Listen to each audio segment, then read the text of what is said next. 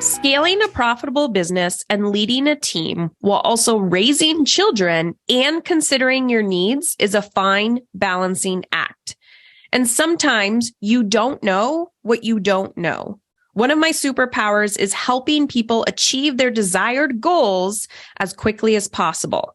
If you're a female founder ready to create more time, energy, and fulfillment at home and in your work in 2023, I want you to head on over to heatherchauvin.com/business.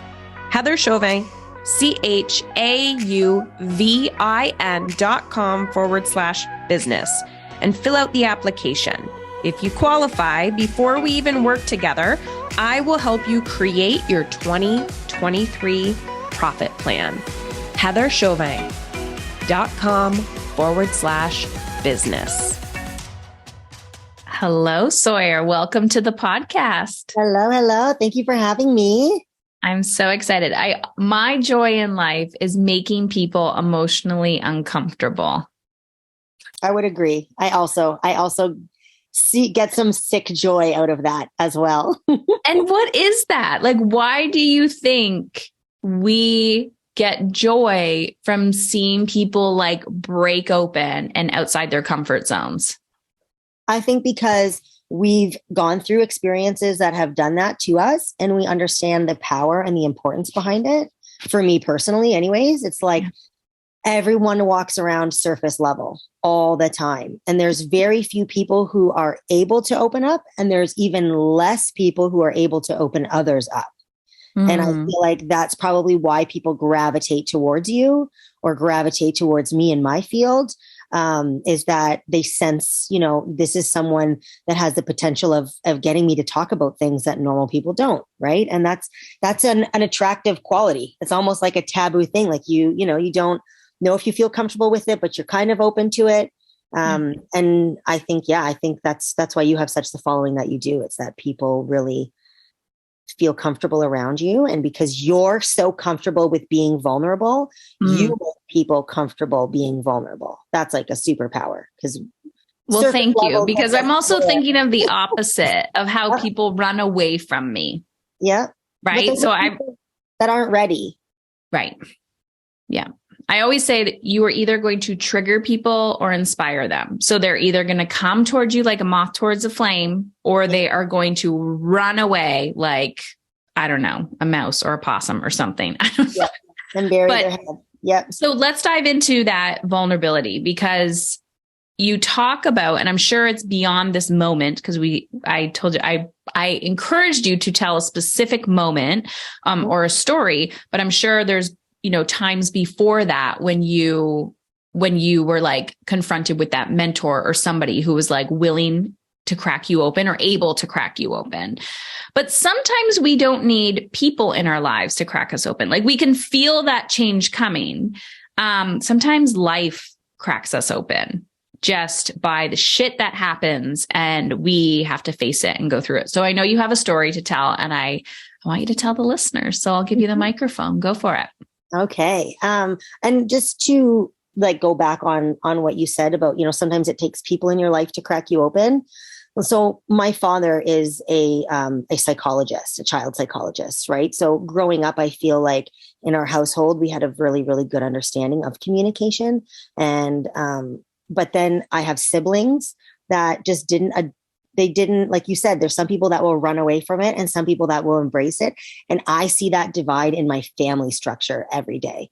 Like I embraced it. My brothers ran away from it. Right. So I see that how we were raised as like an amazing opportunity. Like there's nothing I won't talk about, like poop and like even on, in the gym and on my podcast, it's all about like female health. Right. And like the things, what is your vagina telling you? And there's certain people that don't want to hear about that stuff. And then there's certain people that are like, yes, I've been waiting for someone to talk to me about this because I've had questions and I haven't felt comfortable. So I think the vulnerability in my life has come from a very deep rooted comfort level to talk about anything. But physically, I had a very hard exterior. I do have all brothers and all boy cousins, and I hung with the boys. Most of my friends growing up, my childhood friends are boys. I related to them better. And then I had this experience in my life that now makes me more compassionate, more understanding to the female body. It makes me more open and able to talk to women about their personal struggles and about what their body is doing and how different it is from men to women. And I own a gym, like I own the Shred Shop, and that is so important for our female clients to feel the comfort level in a fitness journey, right? Where they can come and talk to you about their personal, like, it's not just how I look and how I feel in the gym. It's what's my body doing and what my hormones are doing. Like, there's so many other things there, So my story in 2020 in February. So let me give you like a very brief rundown of what went on and then the aftermath where everything, like the light bulb went on and the life was changed. So in 2020 in February, it was the 9th, it was a Sunday. And I had been in some pain, which I just attributed to menstrual cramps, as we do. We had a photo shoot that day. We had a new facility. I had 30 members coming in, a whole team of photographers and videographers. And there I am pushing the sled and, eating the Advil. And as women do, we put on that facade that everything's fine, even though we're in pain, even though we're not feeling our best, that hard exterior just to get through the day. And the next day, so now when I look at all those pictures from that photo shoot, it's like, I'm still, and I don't know that I can get through this without crying. But like when I look at those photos, I don't know if I feel inspired or if I feel traumatized. And we use those for like a lot of our social media campaigns. So this is still very much an ongoing issue in my life, which I'll get to in a minute. So, I end up going to the hospital. One of our clients sees me the next morning and she says, you're done. Go, stop, call someone in, cancel the class. We're all going home. You're going to the hospital. And I have like 25 people staring me in the face. I go to the hospital. A bunch of tests are run. There's a cyst on my ovary. Okay, fine. The level of pain that I'm in, my white blood cells are elevated. I'm vomiting, right? This isn't no red flags in the hospital that like this would be something more than a cyst. They send me home. The next morning, I'm back in my OB's office, vomiting in his garbage pail. My dad's like, we need to do something here. This is not okay. He says, yeah, we're going in for surgery tonight. I had the best experience at the hospital. Admitting was brilliant. They get me in that night for emergency cyst removal, and it's supposed to be laparoscopic. And when they go in there, I had an infection in my fallopian tube. So being a very strong, very athletic powerhouse of a human being, my body had shielded it and had actually like built up a barrier outside of my fallopian tube that wasn't allowing this infection to come out. So it rotted my ovary, it rotted my fallopian tube, it rotted the whole left side of me. But the doctors didn't know because it was tucked away in the tube. They couldn't see it on the scans. So they go in there blind, start removing this cyst, and then cut this infection open, which exploded in my abdomen. So obviously the surgery was derailed very quickly. It turned into like a full pelvic washout. Google it if you don't know what that is. I won't get into it. You don't Google it. Don't Google it. It's a nasty process. Anyways, drain. You're like, Google. No, don't Google. On second thought, don't yeah. Google. Yeah. Images you'll never be able to unsee, I'm sure. Drainage tubes went in, all good. So 3 days later, I'm now weaned off of intravenous antibiotics and I'm given oral antibiotics. Things are looking good. I'm feeling great. I'm walking the laps in the hospital. I'm taking the poops. They got to wait till you pass a stool to let you go. I'm like the size of a house because they inflate you, right? But all good. I go home. And now it's family day. So I've been in the hospital since February 9th, and now it's like middle of the teens, family day. My best friend is a nurse practitioner. I've got this wound where they would have gone in laparoscopic, and it's red and it's hard and it's swollen and I'm feverish again. And so The funniest story is that she's a nurse practitioner in the States, and she comes to my house with like her bedside face. Her bedside face is everything is fine. This is wonderful. Okay, we're just going to put on our pants. We're going to put on our shirt. We're going to mosey. I'm going to just take you in. Like, she flies out of the room. I was staying at my mom's house at the time to have some help with recovery. She goes, Jen, she's going to fucking go septic and die. I need to get her to the hospital now. And I like overheard this. I was like, oh shit. So round 2, hospital. Now I've got 3 abscesses in my lower intestinal tract, in my lower abdomen. And abscesses, if you don't know, are pockets of infection. So I am about to go septic. And when you go septic and everything gets poisoned down there, it's not a good time. So they insert a bunch of drainage. They're doing all these CT guided things. I'm super muscular. So trying to push big, thick needles for drainage tubes through like a bum cheek that is rock solid muscle was an experience. And then I was in the hospital from the middle of February until the end of March. Now COVID has hit. Now I've had to close my business. My staff is shitting their pants because they have even if I was there, we would have been shitting our pants. There's no Wi-Fi in the hospital. I'm allowed 1 visitor with a wristband. So I swap my fiance out. I bring in my team of staff members as my visitors. We're frantically on our laptops trying to figure out how to navigate COVID when I can't even stand up and walk. So it was just like one thing after another. The constant reoccurrence of the doctors continuously coming in and then saying there was something else, there was something else, there was something else has bred like this fear that I have every time someone calls, every time I go for an appointment, I'm just like crippled with fear. I'm still working through that. Then I was sent home again.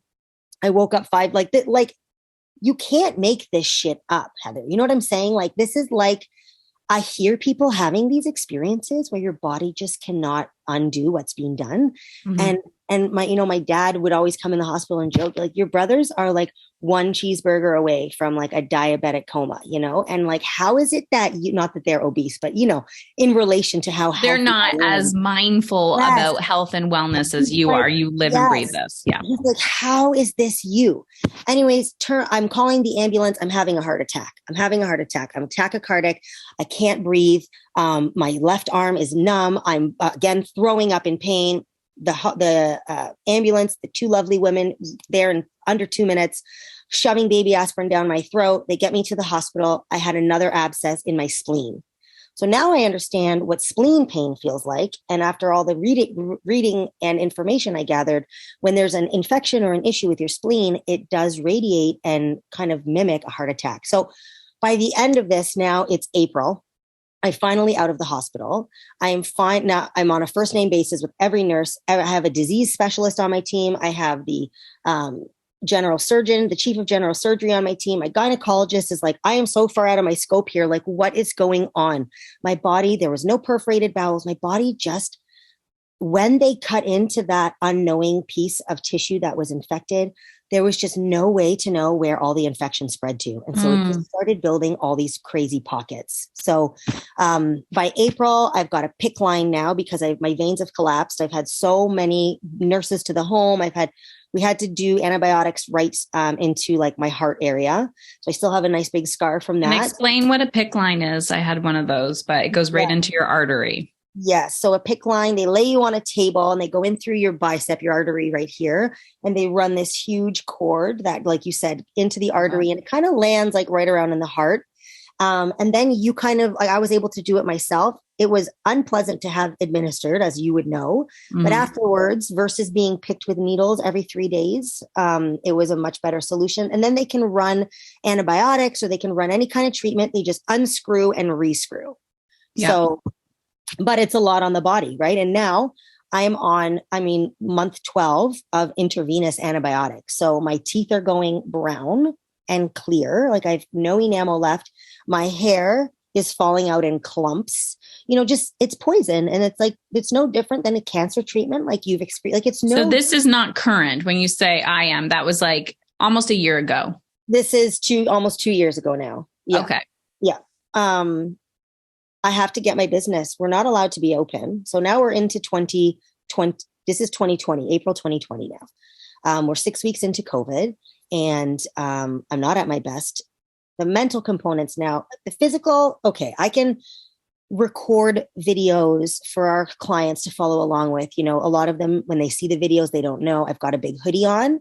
I actually had my PICC line on and my antibiotic bottle in the pocket of my hoodie while I'm demonstrating and doing workouts. Should not have been doing it, but we do what we have to do. Once the physical fear was gone, once I knew I was going to be healthy and I was going to survive this, the mental component of losing 25 pounds of muscle and body fat, which I needed. I'm not a very large person. I'm very genetically petite. So I have the opposite problem where if I don't go to the gym for a week, I lose all my muscle tissue and I look like a skeleton. And I know everyone makes fun of me and like that, as if that's a problem to have. But we're all after a desired aesthetic and we all want to feel confident. And I don't feel confident when I don't feel strong. And that's just my own personal way of looking at myself. Some people don't feel confident when they feel overweight. Some people don't feel confident, when there's certain parts of their body that don't look the way they like it.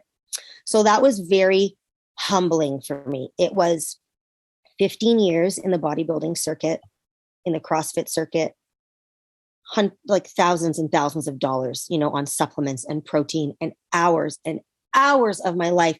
I'm 35. I'm not in a position to spend 3.5 hours in a gym anymore. I will just never gain that back. So May into the summer, I'm kind of absorbing like now these physical changes, the emotional changes, like the havoc this is wreaking, like I'm setting up the pillows in my bed the same way I set them up in the hospital, because that's the only way I can now get comfortable. Like I'm starting to see these traumatic patterns that I have, you know what I mean? Like weaning myself off the pain medication was really hard because I wanted to be able to just numb what I had gone through. Right. There's so many things I want to say here, but let's go there for a second, because I think I briefly talk about it in my book. Yeah. I don't have a past of addiction. Like I don't like drugs. I do. I did not. And I remember starting to sneak Percocets. I had them prescribed to me. I was on everything, Dilaudid, morphine, everything. And I remember being in bed and going, oh, I'm just going to have one today, and going and sneaking into the kitchen and starting to take them. And it makes me want to cry because I remember having that boundary and discernment of like, this is not okay now that I'm sneaking painkillers. Yes. And I know that most people, because I didn't have a passive addiction, that most people would be like not conscious of that. But I remember that moment where I was like, I have to feel this pain. Like that was the last one I took. And I told my husband after, I said, I'm starting to sneak these. And I was in so much fucking pain after, and I had to go through it because I'm like, I can't go down that path. Yeah. Yeah. Yeah. It's a real thing, and you see TV shows, you see documentaries about it, but it's like, especially if you've just come through a trauma, the first thing you want to do is just zone out. Like you don't want to live. I didn't want to live 25 pounds lighter with my hair falling out and I'm embarrassed to smile and my skin has aged by 10 years and I can't stand up straight. I can't work out. I can barely walk. I can't get comfortable. I don't feel sexy. I don't feel confident. I didn't want to live in the aftermath of that. Yeah. And it's too much. It's too much too quick. Like it's one thing when people are slowly integrating, like you're like looking in the mirror, but it's like a slow progression, like 1 degree worse every day, but it's like, boom, there it is. And then you're hit with this Mack truck of emotion and everything. It's like, come on, we need a little number. We need something to take the edge off, especially while you're trying to still pay your bills, fulfill your, support your community members through a fucking global pandemic. Absolutely. Absolutely. Yeah. So then you add on all of that, right? Like, what am I doing with my staff? I wanted to numb it all. And I still today, November 15th, 2022, I still have conversations with my staff members who went through that with me. And I still like last week, I had this conversation of like, I just feel like I still haven't come down from it. Like I still feel like I was just minding my business. I was working and doing, and so many things were happening. And I was just plucked out of my life, thrown into a hospital bed. And then by the time I came out, the world was upside down. We were reacting to the government's mandates. We were struggling to survive, and we're still in it. And now people have no finances. They can't buy groceries, let alone pay for a gym membership. It's like one day everything just went sideways and nothing has gone back since. Yeah. And I feel like I'm unable to heal because the things that I knew to be true are not anymore. And I'm still struggling to find my footing. Do you know what I mean? Yeah. Does that make sense? Well, it makes sense on a personal level because I remember that moment after, it's like after the chaos is there, like you're in that survival state of like, I got this, like boom, boom, boom. What does everyone need from me today? Yes. Then it slows down a little bit. And I remember that moment where like, I got discharged. I'm saying discharged, but discharged from all the things that I need to do. It's like, you're out of the woods and you're like, I felt like somebody plopped me in. And I hear this a lot, especially from, I'll say survivors, but people who have gone through traumatic experiences. They're like, I'm in that phase where I'm quote unquote safe or done, knowing that you always have more work to do to like move away from dis-ease and be proactive. But you're like, I'm good, but I'm sitting here going like, what the fuck just happened to me? It's like the moment when you're just like, oh my gosh. And you will never go back to that person. We will never go back to that world. We will never go back to who we were January of 2020. Yeah. So I too, although I'm in a very different situation than you, just COVID alone, you know, for the past few months, I'm like, I'm still trying to catch my breath. And then it's just one thing after the other, after the other. And I'm like, I don't want to be on social. I don't want to watch the fucking news.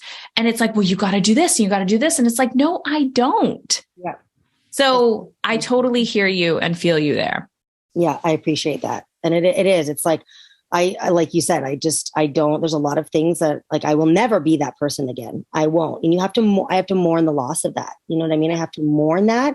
And I just feel like I haven't been given a chance because we're just constantly on this wheel, you know, but it's getting there. It's getting better. It's just such an eye-opening experience, you know, to all the other people in the world that go through this stuff. You know what I mean? It's like, I didn't go through anything that other people haven't in the past, you know, and to now have an understanding of what it does to you, what it does mentally, physically, emotionally. It's like a whole new world. It's like the way I speak to people is different. The things I appreciate are different. My relationships are different, you know, because they were almost taken from me. They were almost all gone.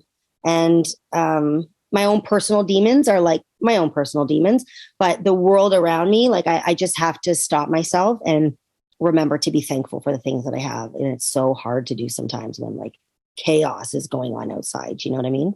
Mm-hmm.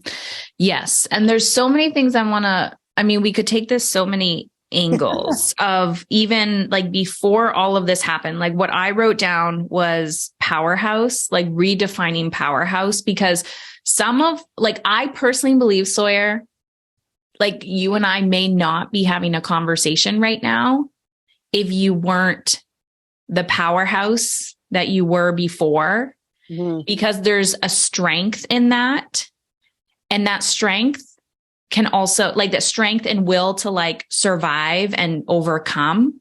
And it can also be the biggest shadow that gets in our way when we want to grow and evolve, because it's like when you need to fucking show up and you're determined and you're like, oh my gosh, like we're going to make this happen. Like I'm going to sneak people into the hospital. I'm going to, you know, be on video doing the thing. Like I remember having coaching calls with people in my hospital bed while chemo is being injected into my fucking PICC line. And I'm just like, hey, if I can't talk to you, like I'll email you right before the call. And they're like, I have no problems anymore. Like, how are you doing this? And I'm like, I don't know. Yeah. That's great. But you cannot operate your life like that 24 hours a day, 7 days a week. So then there comes this other side of softness, right? So let's talk about fitness, for example, like just to remove yourself, like your story, because I'm sure you can see the connection and duality. Like when I did not grow up in the fitness world. I did not grow up in the yo-yo diet culture. I grew up as a amateur. I'm now starting to identify as an athlete when I run full marathons and everything. People are like, Heather, can you please stop? Like the way you live your life is with an athletic mindset. Yep. But I didn't grow up identifying like that because I wasn't on a team. I didn't do the things, all of that. I dabbled in gymnastics, whatever.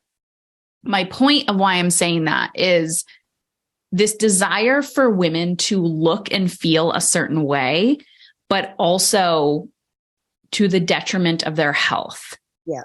So what is your take on that? And maybe you have a different take after this experience you've had the last few years of like, get your ass into the gym, but do it in alignment with how you want to feel. So what do you say to a woman that's like, I want to lose weight. I want to feel good in my body.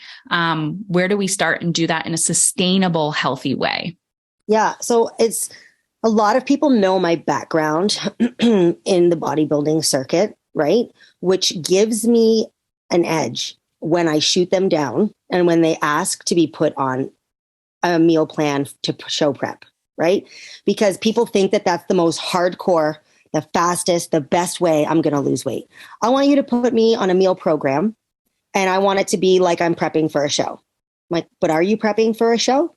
No, but I just want to eat like that. Abso-fucking-lutely not. Are you eating like that? This disconnect, and I can say that because I've lived it, because I am now anemic, because I now have to supplement all of my biotin, my riboflavin, my vitamin B12, my iron through an injection in my ass once a week, every Sunday. I have run my body ragged. Now I'm going back to like early to mid 20s here. I'm going back a good 10 to 15 years. This has nothing to do with the whole hospital story. So this is not current day. No. Okay. Because when you say now I have to, just making sure that you're not doing. Now, today, okay. Now I have to inject my supplements because I am so deficient because of things I did in my mid to early 20s. I am now paying the price. This is it. I mean, of course, the antibiotics and things, they made that worse. But I mean, it's all, given to me through Hunter's Pharmacy. Like, this is what I have to do now. This is what I have to do. My body does not absorb properly because I took it away for so long. And my body now is deficient in so many things. And I would be a sloth on the couch if I didn't supplement in another way. Yeah. To the point where even when I try to take oral, it takes a while until your doctor says we need to inject your vitamins, right? It's a complex. My stomach, I can't even digest like oral vitamins and supplements. Certain ones I can, but not the ones that we would be getting in our food. So now I can say no, no, because what we do for a stage prep, what we do to have this body type is for a very short period of time. Right? We cut certain things out for, 4 to 8 to 12 weeks based on what you look like prior. But this whole like no carb, no water, no this, no fats, that it only happens for like 2 to 3 weeks at the most. And if you talk to anyone while they're experiencing that process, they are miserable, they are fuzzy, they are foggy, they can't function. They're barely getting their workouts in. These aren't mothers, or if they are struggling.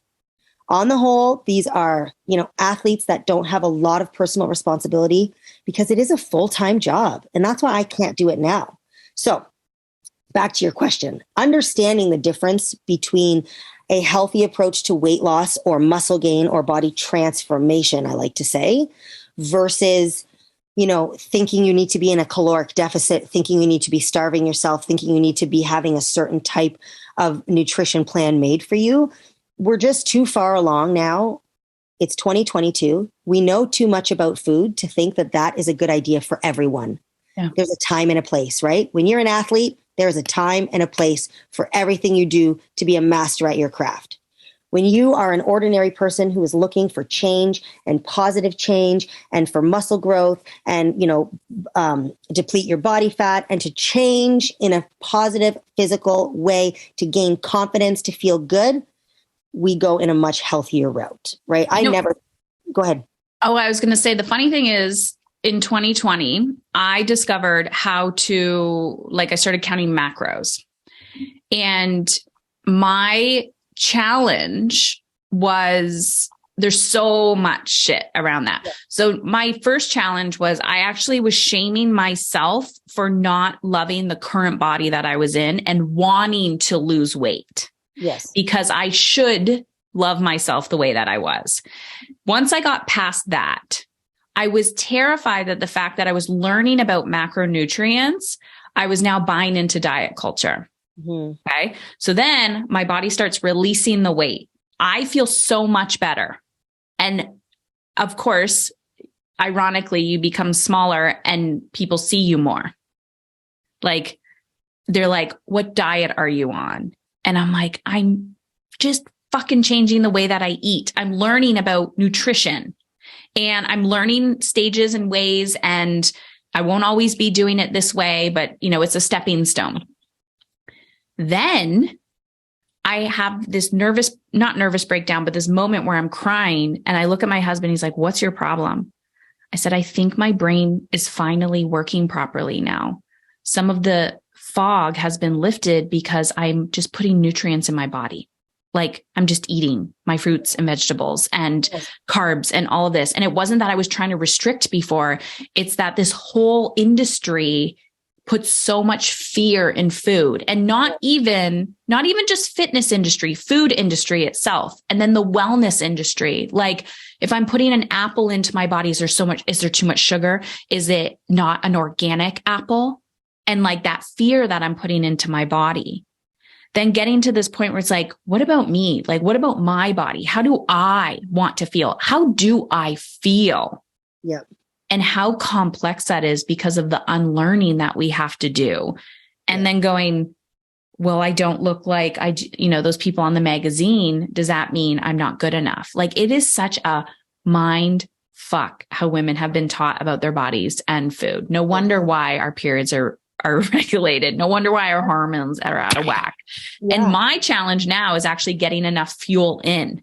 Yeah. So just forcing myself, like, I have timers on my phone that go off to be like, it's time to eat. It's time to eat. Because if I want to work at an optimal level, if I want to be present for my children, if I want to, grow my business, if I want to do this work that I want to do, I got to fuel my body. And we've been taught like, oh, I'm so busy, I can't eat. It's like, are you fucking kidding me? Yeah. The basics. Yep. Yeah. And when I discuss like nutrition with my clients, I use the word nutrient more than I use the word nutrition, because it is not like nutrition is everything. Nutrition is so overwhelming to try and understand. When I teach my clients to eat, I teach them about nutrients. That's what's important.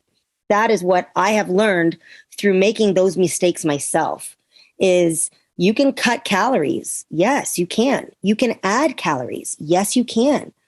You need to not worry so much about that. And you need to worry more about the nutrients in the food selection you're making. Yeah. That is what keeps you full. That is what gives you brain cognitivity. There we go.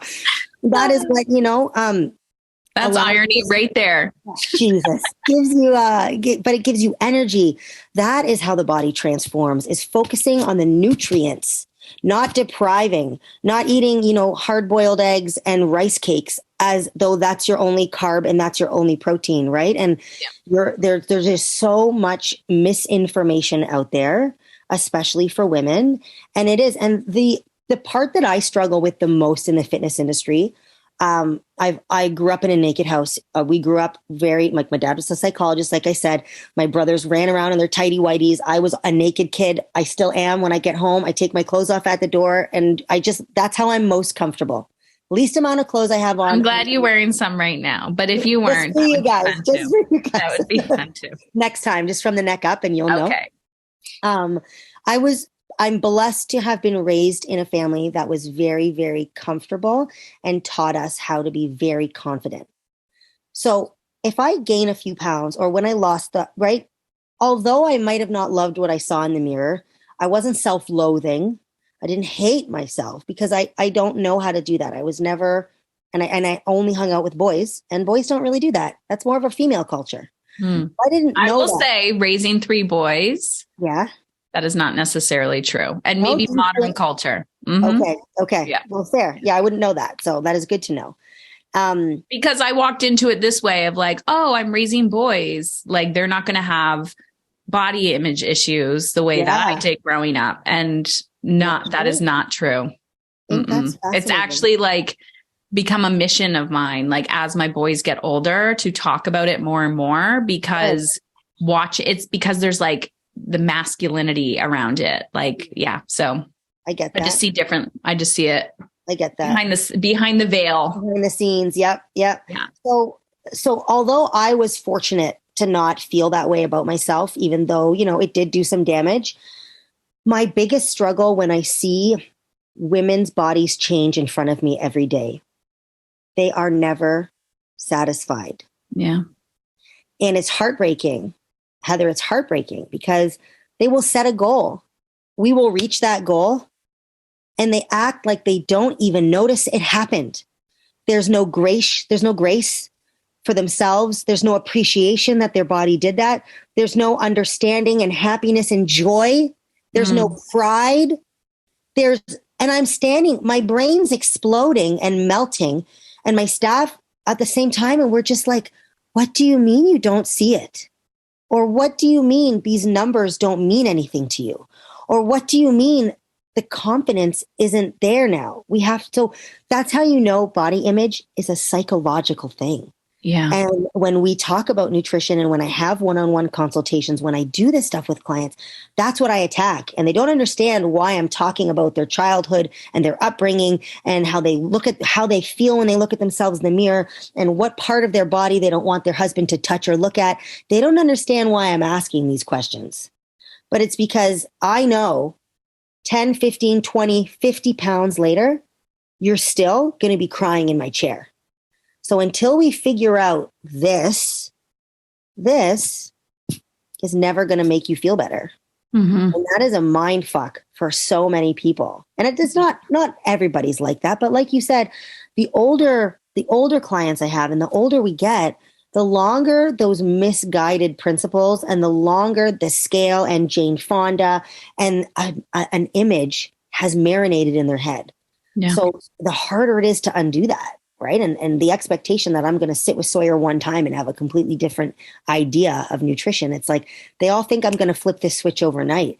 And if I could get one message out to females, it's like you have to have a different expectation of the time it's going to take. Yeah. And if we could just have and I talk about that all the time, if our expectations could be more realistic, we would never be disappointed.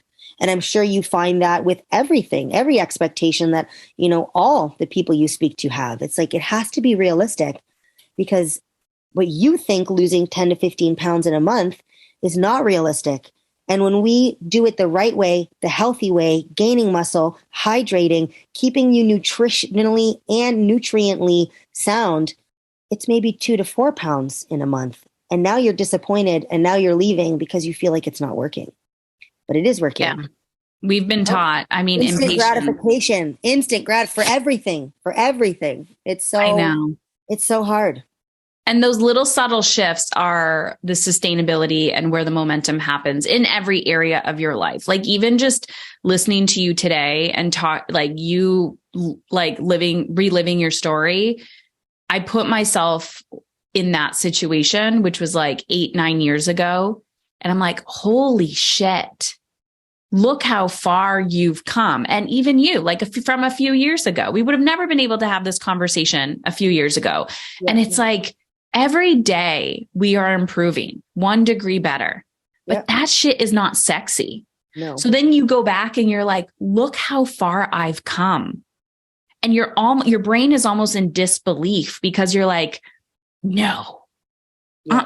But like, because every single day it's like that little tiny subtle shift. And I see that with women all the time when it comes to emotional well-being. They're like, I've been this person my whole life. I've identified as an anxious, angry, person, or like, I'm always go, go, go, go, go. Like, I can't do that. And I'm like, you can change your personality by changing your personal reality, but you have to do the daily work. And it's in those tiny, subtle shifts when you don't want to do the work. Like this morning, my husband and I got a cold plunge tub thingy, and I fucking hate it. I absolutely hate it. But what I love about it is I can get in and out in 2 to 3 minutes and move on with my day. And it's in my garage, and I don't have to get in the car and go to the gym. I still do that. I go to the gym as well, but this is a daily habit where I get to face a fear on a daily basis, and I don't have to do it in my business or in my personal life.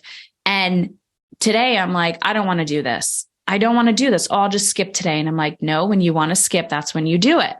And I didn't last that long. I lasted 30 seconds, but the water was colder. And I was like, you did it. You did something. Something is better than nothing. And one day you're going to be sitting here for 30 minutes, having a fucking coffee and having a full blown conversation with someone where before you would have never even dipped your toe in this water. Yeah. Understand that it's the tiny little micro actions that lead to the life that we want. Absolutely. Yeah. And like you said, in every aspect. In every aspect. For me, I mean, it's easier to relate to fitness just because I see it every day, but it is true. It is true. And that is a hard thing to get to crack as well, right? I'm coming to the gym, so it should be working. Like everything should now change because I've made the commitment to come for an hour or 45 minutes and work out. It's like, no, you have to get in the tub. You have to stick your toe in.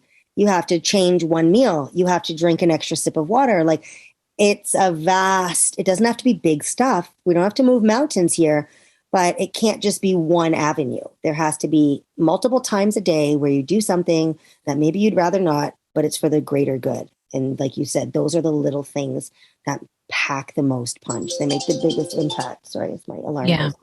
Yeah. And that's where the magic happens. And that's how we become those types of people. And the beauty is you go back and enter into relationships with maybe old friends or something. And you're like, I'm just not that person anymore. Like when people say you need to sacrifice, I'm like, I don't feel like I sacrifice anything. Yeah. I really don't, because what I'm doing is I'm actually just spending more time and energy on what I do desire. I'm not sacrificing shitty food or alcohol because I'm choosing to feel a different way. The sacrifice to me means I'm just not willing to take that. Like I can do those things if I want to and if I choose to, but nothing is being taken away from me when I'm focused on what I want and where I want to go. Yeah. Yeah. Absolutely. So Sawyer, we could talk forever and ever. Yeah, we could. Let's let people know how they can find you. So knowing that everyone is not just local to the area as well. So I always encourage people to follow people that have been on the podcast, send them a DM. So even if they're not local, like where can people find you on Instagram? You said you have a podcast, and if they are local and want to come join your gym, what that looks like. Absolutely. So on Instagram, we are at shredshop.inc. It's the only one. It's got our big logo that looks like my t-shirt.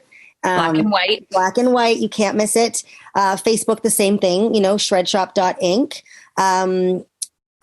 Yes, I do have a podcast. It's most of my staff kind of talking together about female things. It's called Source for Solace. So we talk about, the mental component to exercise, what our body does. Essentially, the solace, just bringing like inner peace, for our members, from our staff, from our members. We've had a few guests on over the years, and, we just kind of drop episodes once a month, just to like answer questions. A lot of clients will ask us certain things personally, and I feel like everyone needs to hear the answer to that. So that's on Spotify and on Apple Music, as well as Anchor FM.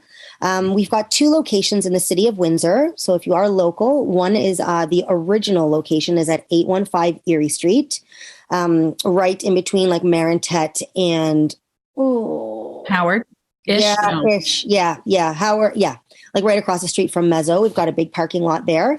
And then our more recent location that opened last year is at 6020 Malden Road.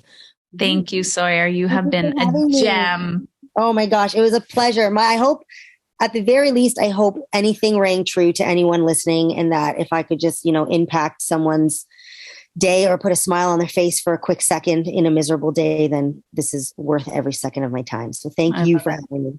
Greatly appreciate it. And I encourage everybody listening to, if you got anything from today's podcast, understand that as a podcast host and people who come on, sometimes we feel like we're talking to ourselves. And although we know people are listening, I really encourage you to either send me a DM on Instagram at Heather Chauvin. Let me know that's how Sawyer impacted you, and I will forward that message to her, or go to shredshop.inc on Instagram and let her know as well. So thank you, Sawyer. Thank you, lady. Are you ready to take back control of your time and energy? But the thought of where to start feels overwhelming. I created something for you. It's called the Energy Finder Quiz. Yep. This quiz takes less than 2 minutes, and it helps you identify where to focus so you can conquer your dreams without feeling like you're failing as a mother. After coaching hundreds of women, helping them reverse engineer how they want to feel in their personal and professional lives, I started to notice 4 hidden skills that women must master in order to create the work-life balance that they crave. So head on over to Heather Chauvin, CHAUVIN.com/life quiz. heatherchauvin.com/life, LIFE quiz, QUIZ, and get started. I even give you specific podcast episodes to listen to based on your Energy Finder quiz results. The goal is to show you where to focus so you can regain your time and energy and become the woman you deeply know you are capable of becoming. heatherchauvin.com/life quiz.